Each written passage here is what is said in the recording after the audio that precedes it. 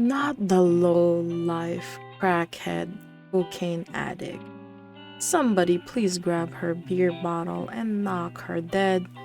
How dare she expose my baby like that?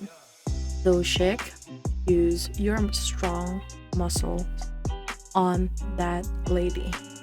Anyway, before we get started, I just want to remind our viewers that if you like seeing more yaoi content and would like to support this channel, please don't forget to smash that like button. Also, if you haven't done so, please subscribe to this channel and hit that notification bell. Feel free to message me in my social media at ZEALED FUJOSHI, which I'll be using to interact with viewers about more yaoi content. If that's something that interests you, feel free to follow me at ZEALED FUJOSHI. Finally, this episode will contain explicit content and a lot of manhwa spoilers. With that in mind, please proceed with caution. You have been warned. Now, without further ado, let's jump into chapter 23 of Pearl Boy. Okay, we are going on a trip to kill that stupid bitch. It's coming with me. Anyway, frick, I'm gonna forget my respect and shred her skin and break her bones one by one. I'm gonna use any way to freaking torture, and I'm just gonna torture that old heck. She's like one of those peep who were treated as crazy because they see some universal facts and people think they are only fiction, and because she pushed the idea of it being true, people started treating her badly, and here she is. I just wish that Doshik would just, not punch that lady because, man, it's not worth it. But, this lady really just woke up and just decided to choose war. Oh, I'm pretty sure that she's a wife of one of the guys who fricked Juha before. A wife and this, and she's probably jealous and stuff. But let's be real though. I can only think of a couple of reasons why this lady could be angry at Juha. One, it's so obviously she's drunk, so she's under the influence of, alcohol. She probably never got a taste of Juha, so maybe she just wants to try our clam boy. And three, she takes all the guys. Juha takes all the guys that she likes away with no problem. So again, she's just jealous of Juha.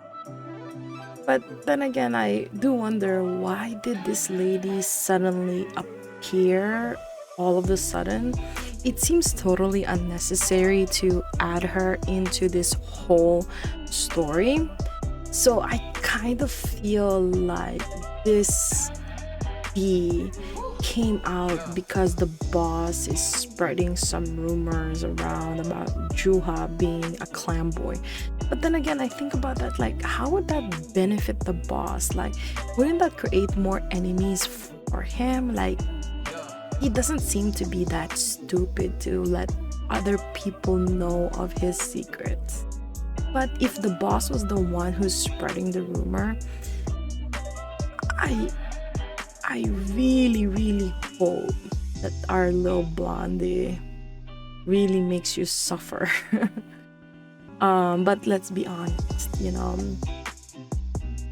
even though I talk shit about the boss, I swear to God, if I get teleported to the Pearl Boy world, man, I would totally do that boss in less than a heartbeat and try to get him to fall in love with me. Probably have 100 of his children. He's that freaking hot. Anyway, I'm totally sidetracked right now.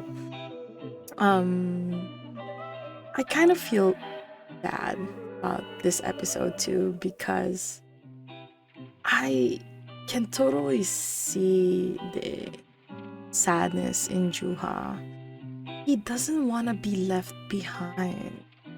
I can't imagine myself being a stress shopper, but him buying all sorts of stuff is, it seems like it's his way of keeping Doshik from leaving.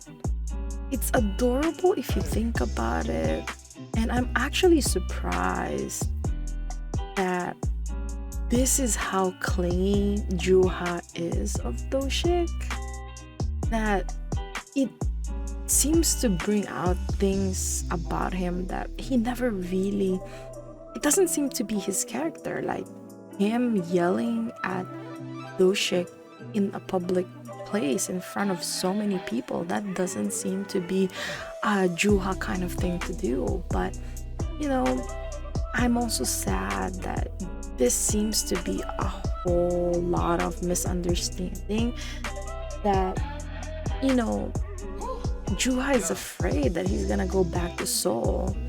But then again, if he's thinking of this, why buy so many things knowing that Doshik is probably gonna move out of the apartment? It's, I don't know, like I think Juha's mind is scattered all over the place at this chapter. It's both sweet and cute, but also sad if you think about why he would be doing all of these. I think also that Juha knows that he is ignoring the fact that this is not the place where Doshik grew up in. The probability of Doshik leaving this little town is really high. And I think he's clinging to hope that Doshik will stay, assuming that their connection can go deeper and their relationship would be totally different from what it is right now. What I mean is, they'll be really dating, like they're gonna be really falling in love, and Doshik would just choose to stay with Juha. So Juha got upset when Doshik said that they don't need all of that stuff, because in Juha's mind he interpreted that Doshik saying that we don't need all of these since I'm gonna leave soon and no one's gonna use them, so it's pretty much useless for Juha to buy all of these stuff. So it seems that that is how Juha is interpreting most of the end conversation he had with Doshik. I just hope that we can just ignore this chapter, to be honest, and go have fun, because the wholesome chapters are awesome in Pearl Boy. So you know, when are we gonna see Doshik frick the living pearls out of Juha? You know, I really miss those days, and I really hope that that's gonna be our next couple of chapters, because the last time we saw those mexy scenes was when Doshik's friend was sleeping beside them. It's probably 3 chapters ago, so I really need those chapters back. Anyway, I hope you enjoyed today's episode. Please don't forget to follow my social media to be teased about some of the boys' love that I'm interested in. Feel free to leave me a message and converse with me in my Discord channel. I'd love to hear back from you. And please consider supporting the show by donating as little as 99 cents through www.sealedfujoshi.xyz. Also, don't forget to support the author. All the manhwa details can be found in the description below. Again, thank you so much and hope to see you next time.